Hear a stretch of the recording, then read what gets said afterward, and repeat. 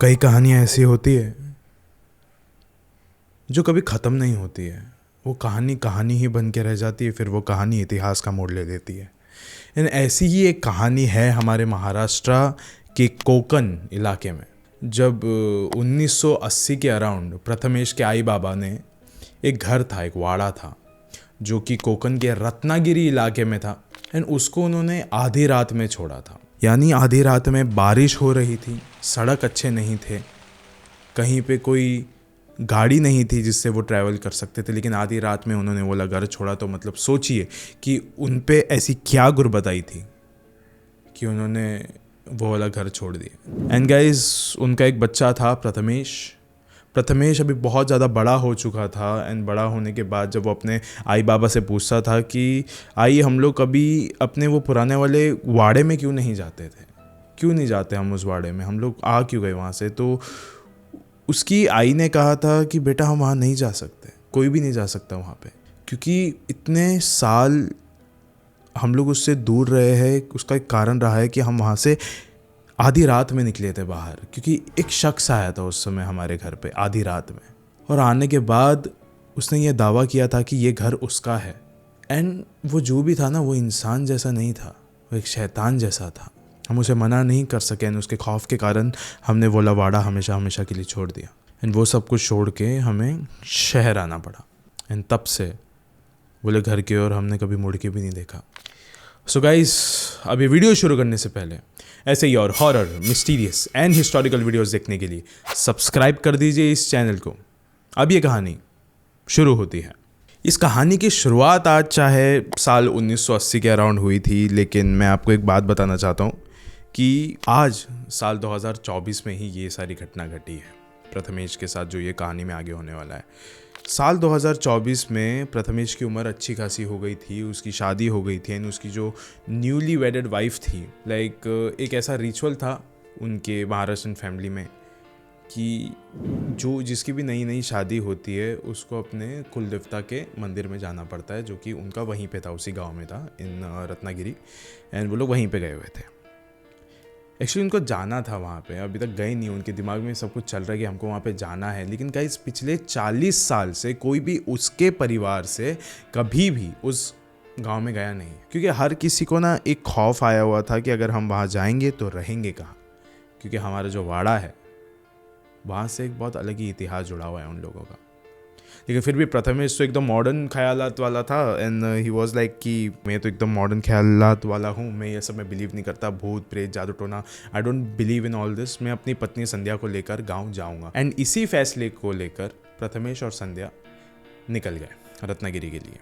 जैसे ही वो लोग अपने गाँव पर आए तो उस समय ना उसने देखा कि उसके आसपास जितने भी रिश्तेदार वाले थे उन सब ने ना उनको ऐसा घेर के ऐसे खड़े हो गए थे कि ऑफकोर्स इतने सालों बाद वो लोग किसी लाइक उस शख्स को देख रहे जो कि इस परिवार से है, जो कि उस वाड़े में रहा करते थे। ऑल्दो उसका जो कज़न था प्रथमेश का, वो हमेशा उनसे मिलता रहता था, मुंबई में भी आके मिलता रहता था। सो अभी ना सब लोग एकदम बहुत प्यार मोहब्बत वाली बातें कर रहे हो उनसे, एकदम कि कैसे एकदम छोटा था जब ते को देखा था। लेकिन फिर भी ना प्रथमेश के दिमाग में एक ही चीज़ चल रही थी कि मेरा वाड़ा कहाँ है। और उसने ना फिर आसपास जो उसके अंकल आंटी थे उनको पूछा भी कि आई बाबा जहाँ रहते थे वो वाला वाड़ा कहाँ है। सब लोगों ने ना एक दूसरे की शक्लें देखनी चालू कर दी थी अभी, कि मतलब ये क्या पूछ रहा है। आई गेस सब लोगों की जो साइलेंस थी वो उसके कज़न ने तोड़ी। उसके कज़न ने कहा कि एक काम कर, तू पहले मेरे घर पे चल, थोड़ा आराम कर लो, तुम लोग कपड़े वपड़े चेंज कर लो, उसके बाद बात करते हैं इसके बारे में। फिर उसके बाद उसने बोला चलो ठीक है, वो चला गया उसके घर पे।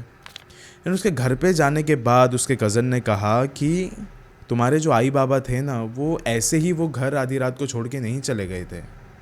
वहाँ का एक बहुत बुरा इतिहास रहा है, वहाँ पे कोई तो रहता है जो कि ज़िंदा नहीं है, वहाँ पे कोई तो भटकता है एक्चुअली।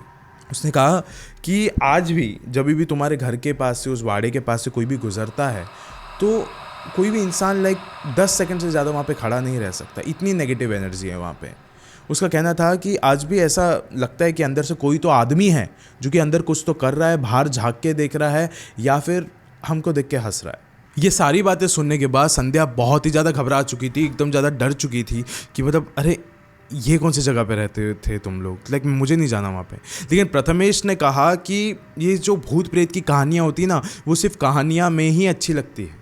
लेकिन उसका जो कज़न था ना, वो उसको बार बार कन्विंस करने की कोशिश कर रहा था, ये भी तो तेरा ही घर है, तो यहीं पे रुक जा, वहाँ पे आसपास भी मत भटक। फिर प्रथमेश ने एक बहुत ही अजीब सी बात कह दी कि भाई मैं वो वाला घर देखने नहीं जा रहा हूँ, संध्या और मैं अगर कहीं पे रहेंगे वो ही वाड़ा होगा जहाँ पे मैं बचपन में रहा करता था, मुझे वहीं पे रहना है। सब के सब वहाँ पे शॉक हो चुके थे। फिर प्रथमेश अपनी पत्नी को लेकर जिद में आकर उसी वाड़े के सामने अभी खड़ा हो चुका था 5 मिनट बाद। उसके सामने एक आलीशान वाड़ा था जो कि पूरी तरीके से अबैंडन हो चुका था, खंडर हो चुका था। उसका जो गेट था ना, वो भी खुले का खुला ही था, कभी किसी ने हाथ नहीं लगाया था उस गेट को। 40 साल में किसी ने उस गेट को हाथ नहीं लगाया, वो खुले का खुला ही था, वैसे ही उसी हालत में जैसे उसके आई बाबा ने उस घर को छोड़ के गए थे। उसने जैसे ही दरवाज़ा खोला उस घर का, तो बहुत ज़्यादा धूल आने लग गई, पूरी धूल उड़ी इधर उधर। अंदर देखा कि अंदर कैसे सारा सामान वैसे का वैसा ही है, किचन के ऊपर जो खाना है वो वैसा का वैसा ही रखा हुआ है, खाना भी वैसे का वैसा है, कपड़े इधर उधर फेंके हुए हैं जैसे एक नॉर्मल घर में होता है। इसका मतलब वाकई में वो देख सकता था कि कैसे उसके आई बाबा ने जैसे हालत में थे वैसे ही हालत में उस घर को छोड़ के भागे थे। पैसे और जेवर भी वहाँ पे वैसे के वैसे ही थे। फिर उसके बाद प्रथमेश ने संध्या को कहा कि एक काम करो, तुम अगर थोड़ा साफ़ सफाई कर सकते हो तो करो, मैं कुछ खाने के लिए लेके आता हूँ, बाज़ार में जाके कम से कम थोड़ी बहुत सब्जियाँ लेके आ जाता हूँ, ठीक है। और फिर वो बाज़ार के लिए निकल गया। संध्या अभी ना अपने घर की साफ़ सफाई करने में लग गई थी, उसके दिमाग में ऐसा बिल्कुल भी नहीं था, या तो वो जो कहानियाँ थी वो बिल्कुल उसके दिमाग में आ नहीं रही थी। वो किचन में काम कर रही है, उसने देखा कि उसके पीछे से कोई तो गया एंड एक कमरे में जाके घुस गया। एंड वो ना जब उसने पीछे से मुड़ के देखा तो वो एकदम प्रथमेश जैसे ही लग रहा था। फिर उसने बोला कि आप आ गए क्या? कोई जवाब नहीं मिला उसको। थोड़ा और करीब गई, 2-3 बार और बोला कि आप आ गए हो ना? उसने स्टिल कोई भी जवाब नहीं दिया। वो जैसे ही कमरे के अंदर गई, उसने देखा कि उस कमरे का जो पंखा था ना, उस पर एक आदमी लटका हुआ है। वो कह रहा था अपनी आंखें खोल के कि ये वाला घर मेरा है, तुम्हारा नहीं। ये सब कुछ देखने सुनने के बाद संध्या बहुत जोर का चिल्लाई एंड वो भागते हुए घर से बाहर निकलने लग रही थी। उसी समय वो घर का जो मेन डोर था वो भी अपने आप बंद हो गया, कस के। वो उसको खोलने की कोशिश कर रही थी लेकिन वो खोल नहीं पा रही थी। उसको अभी ऐसे लगने लग रहा था कि वो जो फंदा है वो अभी उसी के गले में है। उसको ऐसा महसूस हो रहा था, उसको इतना ज़्यादा ख़राब लग रहा था उस समय, इतना ज़्यादा खौफ भर गया था उसके अंदर। एंड दूसरी तरफ प्रथमेश जस्ट अपने घर के करीब आ ही रहा था, तब उसने देखा कि उसके वाड़े के अंदर से बहुत ज़ोर ज़ोर के चीखने चिल्लाने की आवाज़ें आ रही है। वो सारा सामान वहीं पे बाहर फेंक कर अंदर भागते हुए गया। दरवाज़ा नहीं खोल पा रहा था वो। उसने खिड़की से झांक कर देखा तो उसने देखा कि उसकी जो पत्नी है संध्या, वो वहीं पे ऐसी बेहोश लेटी हुई है एंड उसके करीब एक मर्द चल के आ रहा है जो कि शैतान जैसा दिख रहा था, एकदम 6-7 फुट लंबा। लेकिन उसने बहुत ज़ोर ज़ोर का भी खोलने की कोशिश की, वो भी अभी चिल्लाने लग रहा था। फिर उसने लात मार के वो जो दरवाज़ा था उसको खोला एंड उसने देखा कि संध्या वहीं पे पड़ी हुई है, लेकिन आसपास कोई भी आदमी नहीं दिख रहा था उसको। पूरा खाली था, सन्नाटा था उस घर में।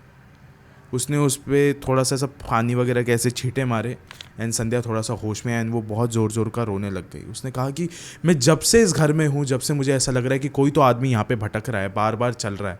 मुझे बार बार ऐसा लग रहा है कि ये शायद से प्रथमेश ही है, ये शायद से सिर्फ तुम ही हो।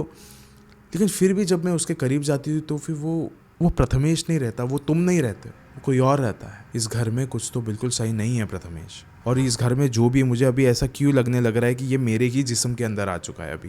प्रथमेश और संध्या दोनों भागते हुए उसके कज़न के घर पे जा पहुँचे। उन्होंने बताया कि ये सारी चीज़ें हुई हमारे साथ। लेकिन प्रथमेश ना एकदम बहुत ज़ोर से उसको पूछ रहा था, मैंने सिर्फ कहानियाँ सुनी है, लेकिन ये आदमी है कौन? फिर उसके कज़न ने कहा कि ये एक्चुअली कोई ऐसे ऐरा गहरा आदमी नहीं है, ये तुम्हारे ही पूर्वज है। ये जो आदमी वहाँ पे भटक रहा है ये तुम्हारा ही एक पूर्वज है, जिसने कई सालों पहले जब ये वाड़ा बना था तो ये इसने ही बनाया था, ये वाला वाड़ा। एंड ये बनाने के बाद वहीं पे रहा करता था, लेकिन ये अकेला रहा करता था इंसान। एंड कोई भी इसकी कभी मदद नहीं करता था। एंड ये आदमी ना एकदम स्टारवेशन पे आ गया था, एकदम भुखमरी की हालत में आ गया था। ना इसको कोई खाना देता था, ना पीने के लिए पानी देता था, ना इसके पास कपड़े होते थे। हर किसी से ये भूख वगैरह की ऐसी चिंता बताया करता था, गौर लगाता था ये सबको, लेकिन कोई भी इसकी मदद नहीं करता था। तो एक दिन आया एंड जब कोई तो इसके घर पे जा रहा था किसी काम से, तो उस वक्त पता चला कि इसने छत से लटक के आत्महत्या कर ली है। उसके बाद से इस घर के अंदर और भी बहुत सारे लोग जाने की कोशिश किए, लेकिन कोई भी जा नहीं पाता था। हर वक्त देखते थे कि यही आदमी वहाँ पे भटकता रहता था, ये आदमी भटकता रहता था। फिर उसके बाद बहुत सारे ऐसे पंडित लोग आए इस घर में, एंड उन्होंने बहुत सारे दिनों तक हवन पूजन किया, एंड देन उसके बाद मंत्र वगैरह से ये वाला जो घर का दरवाज़ा है वो बंद कर दिया। फिर और कुछ साल गुजर गए, एंड फिर तुम्हारे जो बाबा थे उनके घर में बंटवारा हो रहा था घरों का, ज़मीनों का। उस वक्त बंटवारे में तुम्हारे पिता को ये वाला घर मिला था। ये वाला घर मिलने के बाद वो अपनी पत्नी के साथ यहाँ पे आके रहने लग गए और तेरे साथ, एंड उनके साथ भी सेम हादसा हुआ। वो ही तुम्हारे पूर्वज ने उनको परेशान किया, एंड यही सेम चीज़ अभी तुम्हारे साथ भी हुई है। ये सब कुछ सुनकर लाइक प्रथमेश को जितना ज़्यादा डर लग रहा था उतना ज़्यादा बुरा भी लग रहा था उस एंसेस्टर को लेकर जो पूर्वज था उसका। फिर वो मालूम क्या किया, संध्या के साथ उस घर के पास गया शाम को, एंड वहाँ पे अंदर जाने के बाद उसने सारे दरवाज़ों को ताला लगा दिया, सारे दरवाज़ों को ताला लगा दिया, उस घर के दरवाज़ों को भी ताला लगा दिया, एंड उस गेट को फाइनली उसने बंद करके ताला लगाया। एंड उसने कह दिया कि मेरे पूरे परिवार में से यहाँ पे कोई कभी नहीं आएगा। बंटवारे में ये वाला घर भले मुझे मिला हो, लेकिन फिर भी हम इस घर पे बिल्कुल भी हक नहीं जताएंगे। ये तुम्हारा घर है, ये तुम्हारा ही रहेगा। जो भी था वो पूर्वज का नाम उसने ले लिया, एंड फिर वो उस घर को छोड़ के चला गया हमेशा हमेशा के लिए। उसके बाद गाइस वो जो इलाका है ना रत्नागिरी में, वो लाइक सारे घर वहाँ पे भरे हुए हैं, लेकिन ये जो एक अकेला घर है ये इतना ज़्यादा खाली रहता है, उसके आसपास कोई भी भटकना भी नहीं समझता। क्योंकि भले ये घर उस आत्मा का हो गया हो अभी हमेशा से, लेकिन फिर भी अंदर से हंसने और रोने की आवाज़ें आती है। ऐसा सुनने में आया था कि जब वो पूर्वज मरा था उससे पहले वो पागल हो गया था, और उसके बाद से वो ऐसी हरकतें करता है। और वीडियो के अंत होने से पहले मैं आपको एक बात कहना चाहता हूँ कि महाराष्ट्र का ये जो कोकण इलाका है ये इतना ज़्यादा खूबसूरत है। लाइक लिटरली मैं भी वहीं से बिलोंग करता हूँ by the way, and I literally would say कि it is like one of the most beautiful place I have ever been in, and आपको भी जाना चाहिए कोकण इलाके में। एंड किसी एक दो कहानियों से किसी का भी कोई नाम ख़राब नहीं हो रहा है। अगर आप समझो कि एक बहुत ज़्यादा आलीशान फ्लैट है बांद्रा में, सी फेस फ्लैट, वहाँ पे भी ये सारी चीज़ें हो सकती है। अगर आपको जानना है एक बांद्रा के फ्लैट के बारे में जो कि इतना ज़्यादा आलीशान है, उसका जो लिंक है वो आपको यहाँ पे आई बटन में मिल जाएगा। मेरा कहने का मतलब समझिए कि घर कितना भी महंगा हो, इलाका कोई भी हो, ये लोग हमेशा आसपास भटकते ही रहते हैं। एंड अगर आपको पता है किसी जगह के इतिहास के बारे में तो वहाँ पे जाने की कोई भी लाइक सोचिए भी मत। इसका मतलब आप अपने खुद के पैर पे कुल्हाड़ी मार रहे हो, क्योंकि वो आपसे पहले ही सोच लेता है कि आपके साथ उसको करना क्या है। इससे चौकन्ने रहिए। शुक्रिया।